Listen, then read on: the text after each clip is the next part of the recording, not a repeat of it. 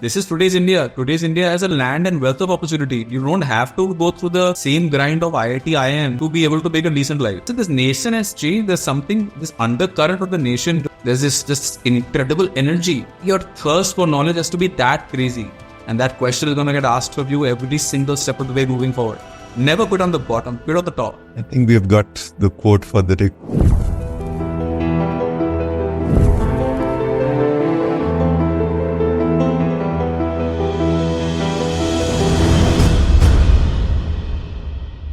Hello and welcome to yet another episode of the IC India podcast. 4 episodes in, should we summarize what we have been talking about? Yes, so it's pretty interesting to see quite a few patterns emerging actually. So when we started, I remember we didn't know what to expect, like what would come out of the discussions. We just had the problem in mind. As you know, we were slightly disturbed seeing what was happening among the youths in certainly not non-significant numbers. And so we just started doing a deep dive into the problem, and to see these patterns emerge over the course of the 4 episodes in the discussions we had between ourselves and with people who have gone through the whole coaching grind and those years of uncertainty, not finding their voice. A lot of it can be pinned down to us not being allowed to play with or experiment with things in our formative years. We just continue on a straight path, doing just what everyone else tells us to do. It is only when we start experiencing that void, that disconnect, that dissonance, and when it swells to a size that can't be ignored anymore, is when that wake-up call comes about. And then we start questioning life and our choices in general. So that is the clear theme that has emerged from our discussions so far. And I think that's telling, isn't it?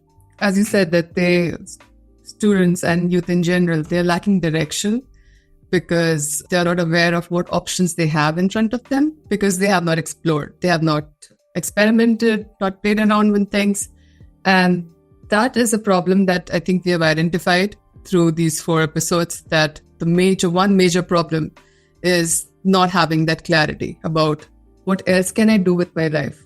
How else can I find a way of earning a living? Going forward, we can have more discussions about addressing this particular problem, trying to see what else is out there and how they can learn about those options and experiment for themselves. And I think if in case you're not aware about your own identity, because that's something you're still exploring, then I think just try a bunch of things and see where you fit most, which feels more like home.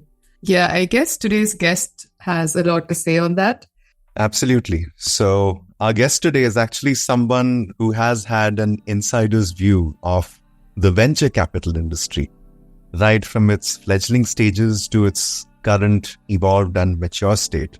We've had so many startups benefit from that these past few years. So our guest himself built his sales and marketing chops by roughing it out as a door-to-door salesman in his early days and through just hustling hard. And he now leads one of the largest venture capital firms in the country, helping several game-changing startups take flight. Today, he joins us to talk about igniting time-tested values of grit and focus and how to develop a go-getter attitude. We hope you enjoy this conversation with Anirudh Damani, founder of the Artha Group and managing director at Artha Venture Fund. I also host of the Damani Talks podcast. My message to any person, whether, once you obviously finish college, finish your 12, figure out what you want to do in life, right? Think of what you want your life to be like at the age of 40. Because I think pretty much the midpoint of life is around 40, and you're going to have that moment, what people call the midlife crisis, right? At the age of 40, and if you haven't figured out what you want to do by 40, then that's the most important thing you should do. And I'm not talking about figure out what profession you want to be in, but just figure out what kind of life do you want to be. Right? Do you want to be traveling? Do you want to, what kind of family life do you want to have? What kind of professional life do you want to have? Because not everybody needs to be a high performer. Everybody, there are pluses and minuses to both, right? When you're a very high performer, then you have very less time for family. Because eventually, I think there are 5 things you can concentrate on, right? And if you decide only 3 out of the 5, only 3 can you really excel at. 2 you have to leave, right? One is your career, second is your friends, third is your health, 4th is your family, and 5th is personal growth. And eventually, whatever combination you try, I have never seen person be able to concentrate on more than 3 things. You get a disbalance when you try to do all 5. And then you're trying to lead this maximum life or maximum persona, and it's just not possible. So to figure out the 3 that you are comfortable, that you really want to concentrate on, let the other 2 go. Like if you look at Sachin, right? When Sachin finally retired at Bankhade, one of the things he definitely talks about is the fact that he had to give up on so many nights with friends to build a career. I see people who want to do both, and they talk about this whole thing called work-life balance. Work-life balance can never happen 50-50.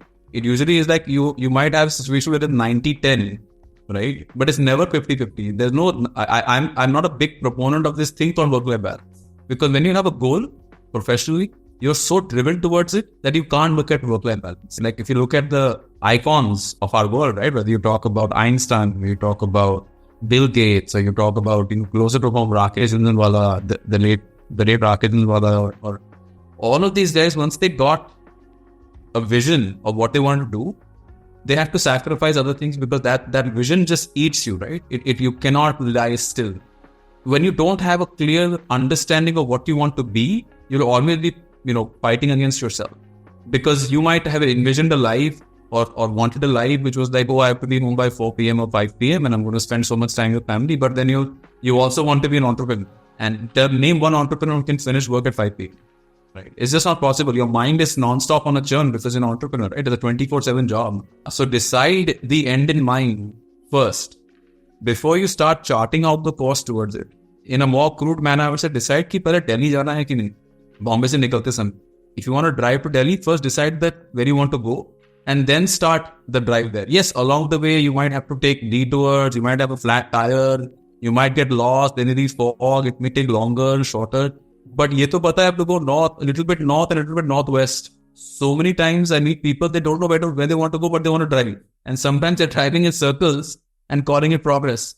Well, I'm driving faster. I'm getting to things faster, but I'm driving in a circle. And then suddenly, when that realization hits you that, after 5 or 10 years of driving, I haven't gotten nowhere. I'm not even close to where my goals are because I never defined my goal in the first place. It leads to, what you call disillusionment or what you call midlife crises. Today, I know people who are getting a midlife crisis at 30. Yeah, I was going to say, it's like quarter life crisis has now come into the picture. So 25-year-olds have no idea what they want from life. Exactly. And I think it's a lot to do with the fact that they get themselves professionally trained for a career, which they're not even sure they want to do. And I'm in the last 3 or 4 months, I've been personally recruiting.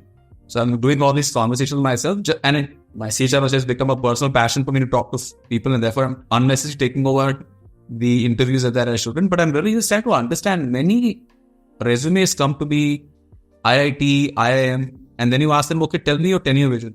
Completely lost. They can't define where they want to be in 10 years. And then I ask them that, why do you do your IIM if you're not really sure about where you want to get? Or you want to be an entrepreneur in some XYZ space, but you've done your IIM or MBA today itself without knowing, where this is going to head. Why don't you take an entrepreneurship course instead of taking an MBA course? How are you deciding which job to do and how that relates to the goals you have in life? If you haven't thought all of these things through and you're aimlessly going for the next best paycheck, you're not going to land up where you want to go. Just because you have a higher pay doesn't make you happy. Let me tell you that after some time, there's only so much money can do. You can't eat more meals because you have more money, right? You have to eat the same number of meals. You have to eat, you can only wear so many clothes. You can only buy so many Louis Vuitton bags. You can only go for so many vacations. Before it all starts feeling meaningless. So sometimes it's more important that this job gets me this experience, which will get me to where my eventual goal is. That's when I feel like you were saying, right? That you've got these 25-year-olds completely disillusioned about life. I've finished all my professional career. All I've done today is been in colleges throughout, done projects. And now life is asking me, ki, ab karna kya hai? And I don't know. So prepare that goal plan first. I think it needs to happen, I would say, by the age of 15 to 18, right? Just decide कि अपनी next 20 years जो invest करने हैं, वो किस चीज के लिए? And then chart out the course reverse. It can change. I'm not denying it can change. ChatGPT changed the world in an instant. And those things will keep happening. But just because ChatGPT came in doesn't mean that I went from Delhi straight to Calcutta. I have to make small adjustments to the overall goal. Yeah, but it's totally possible that they don't know that they need to head to Delhi. So they might just set off and then on the way realize, okay, maybe I want to go to Delhi. So that's fine, I guess. Yeah. It's fine as long as you know that I have to still go north. Don't get stuck in a fog is what I'm trying to get at, right? Many times you're stuck. You're just running faster without knowing where you're headed. Or then decide ki I am not sure and I'm going to experience different things with the intent that I'm okay with that. For an employer, it's very easy to use you as a tool, right? But are you okay being used as a tool, right? Or are you looking for something more? Like we were talking earlier, like one of the best YouTube stars that really enamors me, right, is Cody Sanchez. If you look at the way what she's talking about, it's very clear that the time she spent as an employee was solely to get, number one, gain experience, and number two was to get enough money to start what she wanted to start. And today, now she's a YouTube star. People will look at her today saying, oh my God, they can all connect the dots looking back. But when you're doing it yourself, there's nothing, you don't know what is going to be next to get to your goal. But my goal in my head was very clear. When I started, I wanted to be an entrepreneur from day one. She wanted to be an entrepreneur from day one. अब वो क्या चीज में entrepreneurship करेंगे वो नहीं पता. I did not know that. I was going to be a venture capital fund manager. I did not know that. But I knew for a fact that I'll be a businessman. What business? And वो मैं define नहीं कर सकता because 20 years is a very long time to decide what kind of things are going to happen. But be very clear here. What is it that I'm trying to achieve? Why am I putting in it? Why am I wasting my life today? It's all opportunity cost. 1 minute spent cannot be bought back. The one thing you cannot buy back is time. Impossible. So if I'm spending 8 to 10 hours or 12 hours a day at a workplace, is it aligning with where I want to go eventually? And if it's not, then why am I there? I'm spending half my life. And then imagine 10 years later, realize करे मैं जो कर रहा हूँ या मैं जो कर रही हूँ वो मेरे गोल से अलाइन नहीं होता है. And then realize कि मेरे पूरे 10 साल खराब हो गए. मुझे तो कोई बड़ी कंपनी बनानी नहीं थी, मुझे तो बेकर बनना था. Yeah, I enjoy being a singer or I enjoy being, a musician. आज से 10-20 साल पहले बात अलग थी. Like when I graduated from my 10th, they really only had like या तो commerce कर लो या science कर लो. There was no third, fourth, fifth opportunity. You could not become a professional cricketer and have a decent house and a decent living. Today you can. Because of IPL, because of BCCI. I have friends who have become bakers. I have friends who have become, they run boutique shop. They become designers. They become social media stars. They're all making good, decent money. This is today's India. Today's India is a land and wealth of opportunity. You don't have to go through the same grind of IIT, IIM to be able to make a decent life. I'm sorry, not everybody can be a YouTube star, right? But you can run a decent enough business in India without having to go through that education grind. What Dear Zindagi mein Shah Rukh Khan ka ek hota na ki you don't have to take the tough road all the time. Sometimes it's okay to take the easy road. ये भी हमारे India में रहता है कि you do the tough thing. But why? If I'm getting it easy, why shouldn't I just do it easily? Maybe there needs to be a course, and Leighton Christensen used to have this course one of the last courses he did for the graduates. He said, how will you measure your life? It's a great book as well. He's no longer with us, but great book, yeah. How will you measure your lives? अगर आपने वही define नहीं किया है, whether I measure my life with the amount of time I'll have with my family, is that how I'm going to measure it? Or am I the person to measure my life by how many, academic research papers I've written? Or am I going to measure my life by how many friends I have? Have you measured that?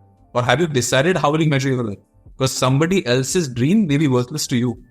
And your dream may be worthless to somebody else. So let's not try to live somebody else's life. What you mentioned, Anirudh, is something we spoke about to it like in a different way, that there needs to be a fine balance between tenacity or the ability to follow through with something and the freedom to experiment, explore, with things. As long as there isn't, like you mentioned, an honest intent behind that explanation, it should not become like a recourse, escapism in any form. So for someone really wanting to explore, experiment, or having that freedom to quit and pivot with the honest intent to do that, and not because they're a habitual quitter, what would you say could be changed culturally or in terms of our ecosystem to enable that to happen? Because right now there's a lot of hesitation and it's not generally encouraged, just quitting on something and then taking up something new. What would you say could change culturally or ecosystem wise?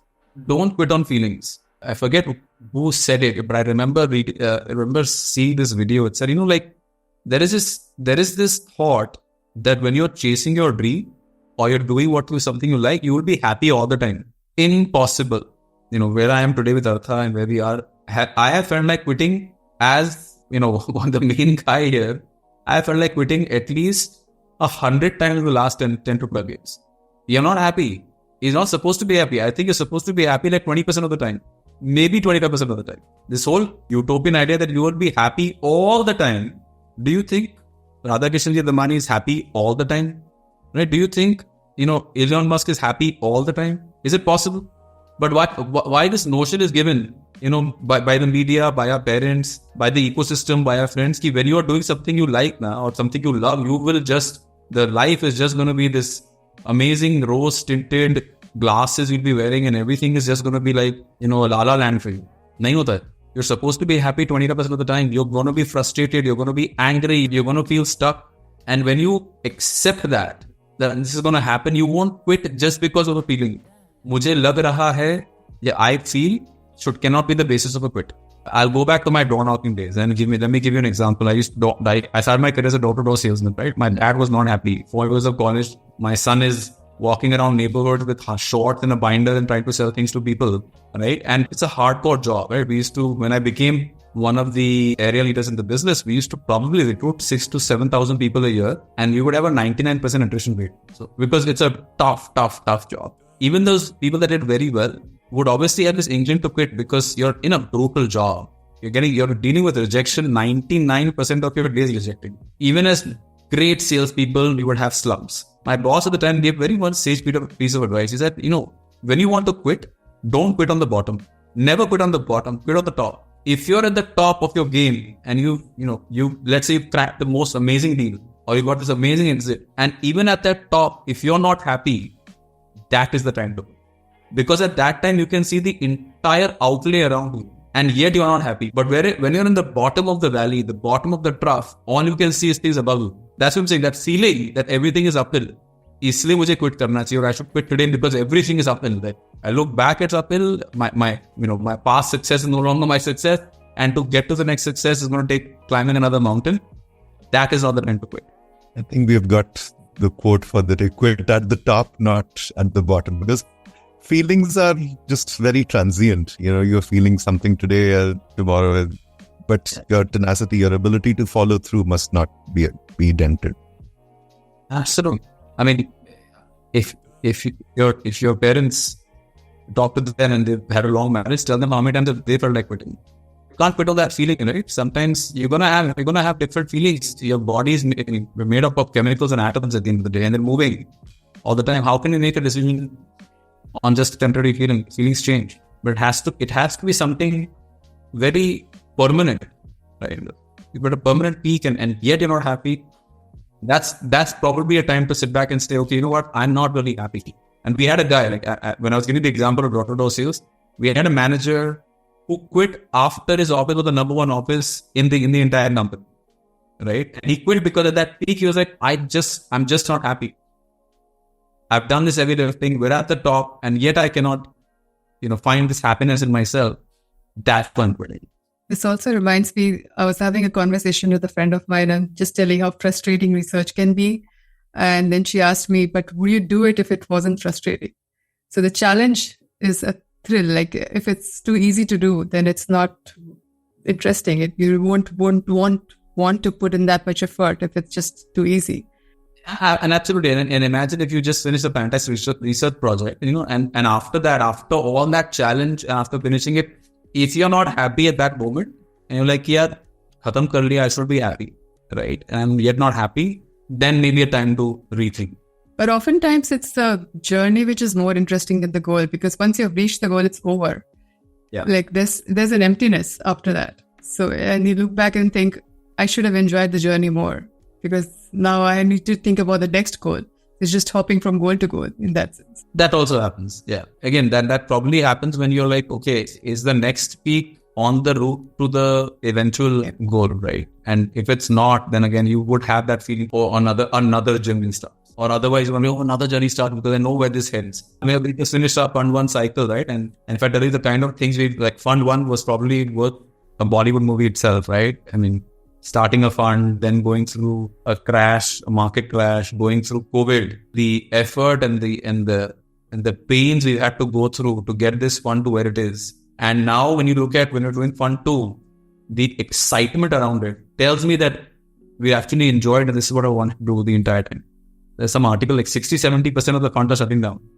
Because the intent with the fund was started, and when you hit this kind of a market trough as we've had in the last 18 months, we've been actually excited because we were waiting for this moment. But the people that were in the fund business or the VC business for the wrong reasons, right, for the glamour and for the right check writing and because of all the media coverage, and just cannot handle the negativeness that has happened in the last 18 months, they're quitting. If you don't look at the failures as a learning or a stepping stone to your next victory, it can get brutal. It can eat you inside.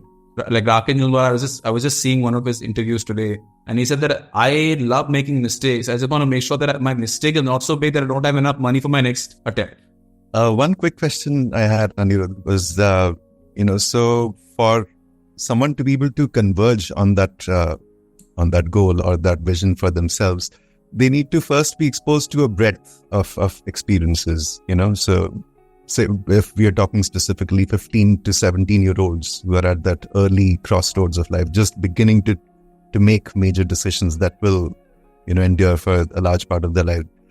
So kids in the Western world have privileges like they can just take a gap year, just explore, the world for a full year, A large number of Indians don't have that. So they don't have that opportunity to explore that breadth of experiences, so they can eventually converge on that one thing. What do they think they could do of their own accord? Because what they think is a vision that they have for themselves is oftentimes induced vision from either their parents or, from the circles they've been part of. So that one would imagine is a major reason for the void that they experience within, that there is some dissonance in that it doesn't truly. So what could they explore or what could they take up to explore, great question, facets of their personality? Fantastic question. I think the only way to do that is to go experience it. Let's say you want to be this lawyer. Like I want to be a lawyer.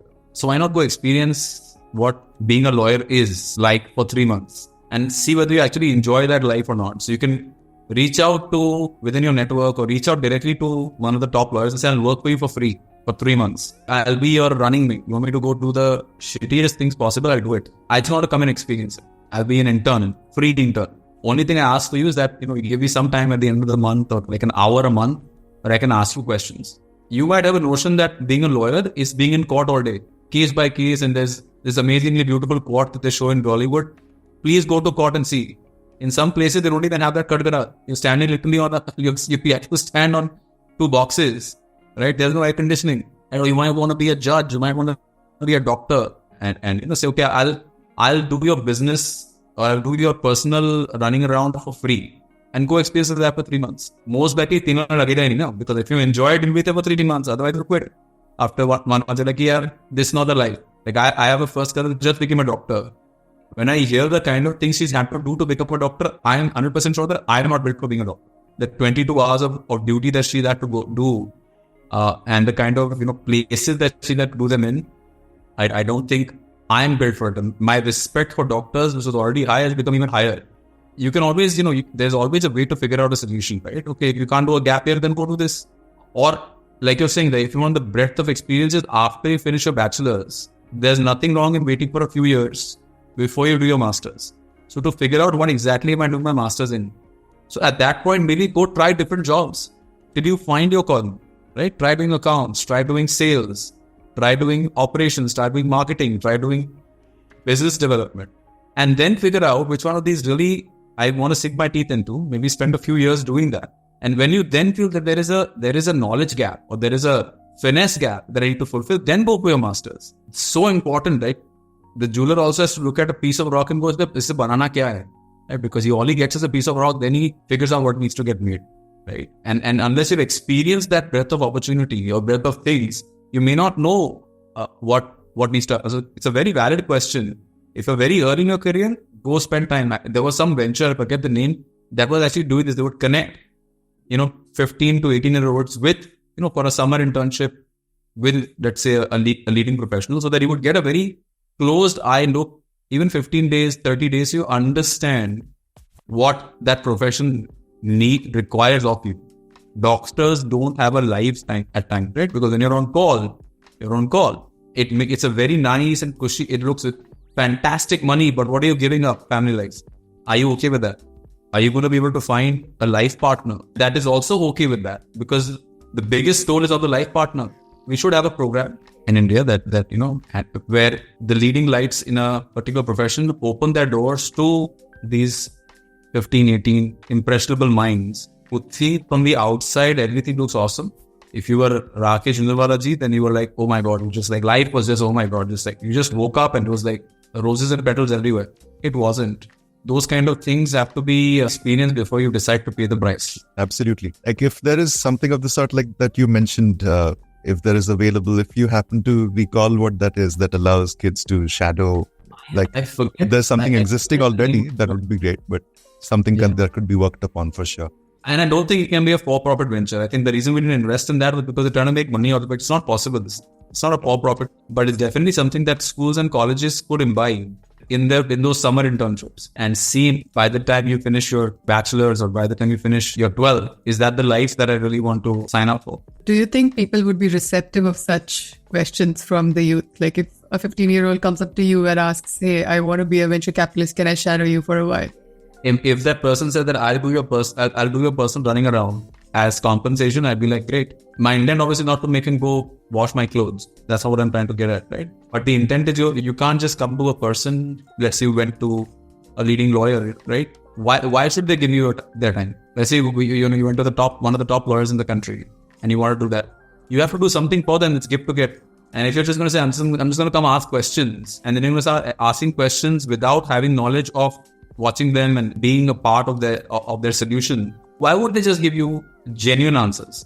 But is that really valuable till you've had a chance to experience and understand, as a VC, sometimes you have to stay up till 11 p.m. at night working with a founder, and you wake up at 6 a.m. and do your first LP call. So when do you sleep? What's it like when a venture blows up? Right? Or what's it like when you have two new investments happening, one venture is exiting and you've got a new fund starting? What is those 30 to 45 days like? Like last year, I just got my, I've spent 160 nights in a hotel last year. That's half my year that I wasn't sleeping in my bed. I took, I think somewhere close to 99 flights last year. It's a physical toll on your body. And when you're in the air so much, I can't explain that to you if you just sat here for 15 minutes and asked me questions. That's why I think that it has to be that close association and giving to get, right? That is supremely important. And one of the things, again, I go back to my boss, one of my best mentors, my first boss post-college, one of the things he said that if you meet somebody in a restaurant that you really want to learn from, and he did this, he had this massive tablecloth where he met one of the people he really wanted to follow. And he said, I will pay for your dinner right now. All I need is 30 minutes of your time. 30 minutes of your time to ask you 3 questions or 4 questions. That's it. Give to get. He said, I couldn't find a book. So he started writing on the tablecloth and paid for the tablecloth and took it home. Your thirst for knowledge has to be that crazy. As a salesperson, we always say, if you don't get kicked out of a house 5 times a day, you're not asking for business hard enough. If you're not getting yelled at 5 times a day by a customer because you're pushing them so hard, you're just not a good sales. You're not asking for business hard enough. If I were to be play devil's advocate and I'm a parent listening to this and I say, beta, all these professions that they're talking about is so grueling. That is why we try to tell you to get your engineering degree, you'll get a cushy job, a 9-to-5 job. So like the comfort seeking kind of thing. So what would be your reaction to that? Well, my reaction to that would be what people have experienced in the last 12 months, right? ChatGPT came in and suddenly there's just droves of jobs getting lost. As parents, we need to prepare our children for the world. We can't change the world for our children. Our world is transforming at an incredible rate. Aaj se 20 saal pehle, and all of you have lived in India. 20 years ago, there was a job in India that is now non-existent. That was of a lift operator. Any societies have lift operators. Very few of them might have here and there, but 99% of lift operators are out of a job because most buildings are the smart elevators. You don't need a lift operator. As robotics comes into play, suddenly security guards will be the next thing to go. The low-level engineering, ChatGPT can do it for yourself. They're also can to start doing QC for you. Each industry will see that the low-level stuff is going to start disappearing. It's going to happen in investing. Bloomberg, I believe, is already building something that may eliminate the need for analysts. So you can't prepare your children for saying you'll get a pushy job because that pushy job could be eliminated overnight. As we keep advancing as an economy, more technology coming in, you're going to have to keep, what you should be teaching your children is how can you keep innovating You may still want to work for a company, but you'll have to keep innovating and continue to be on what's called, I call them rainmakers, right? Don't be on the cost side of a company, because those are the first jobs to go. Figure out how to be on the revenue side of the company. In whatever role you are, I can justify my existence by saying my existence adds, you pay me $50,000 a year, my existence adds $100,000 to the bottom line of the company every single year. So you get a 3x return. Can you quantify it? Because if you can't, and the next round of layoffs happen, or the next round of technology upgradation happens, you may need the person getting replaced. You might have struggled to get into that premier institute, but if you stop innovating, then you're as dispensable as anyone else. Degrees that are going to come, or the specializations required in the next 15 years are of things we haven't even envisioned. We are actually building solutions to problems we haven't even experienced yet. We need to build individuals, we need to build people that can very quickly innovate, self-innovate, self-teach, and be prepared for an ever-changing world. Technology is changing at the rate of 100% every 2 years. It's only going to become faster. We grossly underestimate changes in the long run and overestimate them in the short run. Yeah, that's my a biggest concern, that the education system is not preparing people for the jobs of tomorrow, because the skills are not even at the school level, they are not taught the skills that will be needed for 10 years down the line. It's still for jobs of today. And that requires industry to also enter the stream, right? And start talking about the problems of tomorrow. I think certain colleges do reach out to us asking for giving them projects that their students can work on. I think we need to stop building individuals who are looking for a salary and telling them, listen, you have to justify, if someone is giving you 25 lakhs a year, you have to justify a 75 lakh rupee return on their money. And that question is going to get asked of you every single step of the way moving forward. If I can't justify in five years from today why investors should be investing in us or in me and my ideas, because my IRR trails the IRR they can get somewhere else. Why should they stay with me? So I have to keep innovating myself all the time. Look at what I thought would be investing in 2012 and 2024. There is a sea of change. That's why I'm blogging, because so I could go back and refer to what I thought of investing in 2013 and look at it today and tell myself, oh, what an idiot I was in 2013 that I thought ki investing ye hota hai. And I promise you this podcast 11 years or 12 years from today in 2036, when I look back at it, I'll be like, oh wow, such an idiot I was, that I thought I knew everything of that. Just get used to the fact that the only permanent thing is change. Oh, it was stupid of a 15-year-old to think that they know everything about life, that they have figured it all out. Don't get into the fallacy that because I have succeeded until now, I'll succeed for the rest of my life. And that's, I think, for parents out there is super, I love hiring people that have done sports or were in the military, because, they've experienced failure. And sometimes I see this and I cringe at it a little bit, like my nephew, even for participation, they give medals these days. What are they teaching? And then, what happens? When they come to the work life, that's their expectation. Life is brutal. Let's be honest. You don't get medals for participation. Companies shut down. What do you think is happening with Byju's today? They were at the top. It took them 2 years from the top to get to where they are today. And now the founder is being asked, or there's media report that there's going to be some EGM to remove the founder, was until 2 years ago could not do anything wrong. Whatever he touched was gold. That is life. And when I have a child, which I'm going to bring up, that's the one thing I'm going to tell him, that you will not accept the medal for participation. You will accept the defeat and you will learn from it and you'll come back stronger the next time. There's a great movie a great scene in this movie called Sultan. Salman Khan goes to Akhada and wants to be a wrestler. And he says, I want to challenge your best wrestler today. Right? And the guy that don't want to challenge him, he will kill you. He said, no, I still want to challenge him. And I would, if I beat him, then you have to teach me. And that obviously, as supposed to happen, that guy comes in and pounds into the ground 3 times. And we said, I told you to lose. He said, no, I did not lose. Today I realized very auqat kya hai. The intent was that you have to experience failure. Like when you were a salesperson and I remember the first time a customer slammed the door in my face, the feeling that you're not made of glass, someone can yell at you who you have no relationship with and can ask you to leave their property.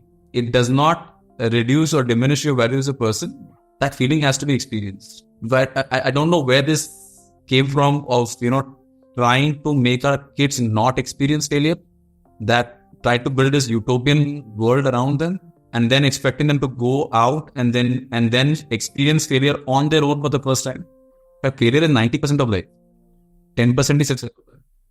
And failing fast. Don't fail slowly. Fail as fast as you can. Learn, iterate, next. Lean startup methodology, right? make the feedback cycle as fast as possible. He got the Buddha ke sir ye na.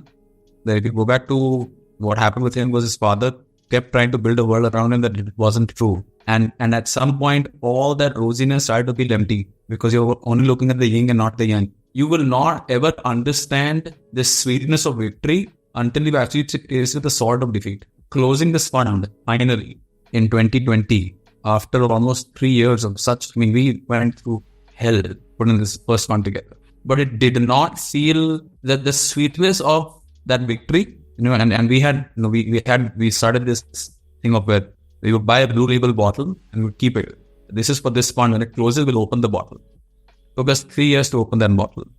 That it wasn't even about the alcohol, but I'm telling you that alcohol tasted so sweet because so much blood, effort, tears, hours, anger, yelling matches, everything had happened to get there. Almost 300-400 investors to get 30 or 35 investors to invest. Kitne rejections, so many people who said yes and then finally said no. Yes, we're like, oh great, you send them the paperwork and then they ghost you. And to come back from that and then go to the next call with the same enthusiasm, saying, okay, ab ye wala to karega. Takes a lot to get to do that. And I think that's why I'm a big believer that you should push your children, we should push our cousins or our nieces and nephews to experience failure, to do things that they are uncomfortable with. Get outside that comfort zone. Ask for learnings, right? What am I going to learn from this experience? Even if I fail. The next iteration, you will make small changes, but you can't do the same thing again and again and then expect a different result. You will turn yourself insane. I want to change tracks a little bit. So if we wanted to do something concrete to take this problem of youth suicides more seriously, beyond a podcast, what could we do as a society as a whole? I don't know if I have a silver bullet, right? I don't know. I think it's more important to think holistically about guiding that next generation because we've all gone through our own journeys. We've had a very different life. I think we're sort of a sandwich generation, right? Because I think when I look at my nieces and nephews, they seem to be a whole different mindset. My parents are in a different mindset altogether, right? I think, and then I'm sandwiched between two mindsets because I was one of those people or one of that generation people that actually stood in line at BSNL to get a 500 rupee recharge for 500 minutes of internet. We wrote checks, right? Or we dealt in cash and all that stuff. And this generation has no recollection of anything. Everything is just 2 buttons tap and things come home. I think in many ways it becomes sort of our opportunity to, develop learning programs that instead of waiting till 25, 26 to experience what it feels like to be a professional, kids that are 15, 16, 17-year-olds to do internships. Like we run an internship program within Artha. We usually do about 20, 25 interns a year. And we tell the intern in the interview itself and the college and anybody sending, even family sending it to me, I said, if you expect that person to come up here and think that internship is a whole set of fun and games, please do not send your child. Our internships are hardcore. We make them do real work and we make them work 10, 12 hours a day. We give them the real feel of the job that you're signing up for. And interns invariably quit. Give that real feel. If someone's interning with you, give them that real feel. I think that's how you can give back. And I know I've seen very pushy internships also. Right? I was part of one as well at one point in time where, aapko internship to mil rahi hai, अच्छा खासा brand name hai, but they don't care. Right? They'll give you some side project that has no value to the business, but because kuch dena hai to de diya, you're basically in the canteen pretty much. You get to the office by 9 and then the canteen from 10 o'clock onwards. That internship, was of no value versus I really wanted to learn what it felt like when I took the internship. I think that brands today or professionals today, if you get that opportunity to mentor somebody, give them the real feel of what it takes and let them fail. That's the thing. That's where the failure is going to come. I give you an assignment, 40 days khatam ho jana chahiye. Like we just finished 11 years in one of our divisions just a couple of days ago. We started the division with four interns, and I told we wanted to sell leads to solar projects online. And any sales guy in the solar industry we spoke to, they would already have limiting beliefs. Kya the possible nahi ho sakta, aisa nahi hoga, nobody will buy. So I said, let's pick 4 interns who don't know the industry at all and tell them ki ye hota hai. And tell them ki okay, every person who sells 1 lead, right, I'll pay you 1,000 rupees as a bonus and I'll bonus you out in front of 10 people. They literally set up the division for us. They broke that belief barrier that nobody else could believe is possible. That's the beauty of that generation, that They don't have any preconceived notions. If you tell them that beyond this blue sky, there's another blue sky. So just break through this blue sky. They'll do it. We start having limiting beliefs after a while. They have zero limiting beliefs. So tell them that this is possible and see how they can make it happen. And the mighty resources there, because many of these people have grown up around computers. So their ability to absorb information is incredible. By utilizing their energy and their zero inhibitions, you can actually utilize them for business in a very amazing way. Right? They have very amazing solutions when they look at a problem. So you give them that opportunity. That's what I think when you ask me, there can't be a silver bullet. That's what I think.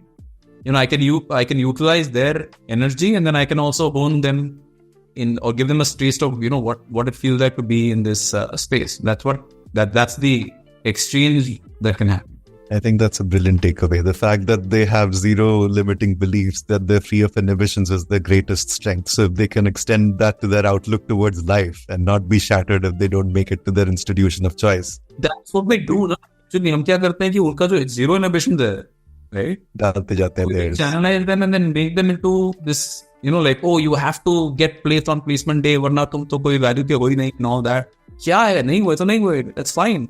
Did anybody ask Mukesh Ambani or Dhirubhai Ambani at that time, "Hey sir, did you finish college and did you get placed?" And today, look at where they are today, right? Does it really matter where you graduated? There was so much emphasis कि 10th में इतने marks आने चाहिए.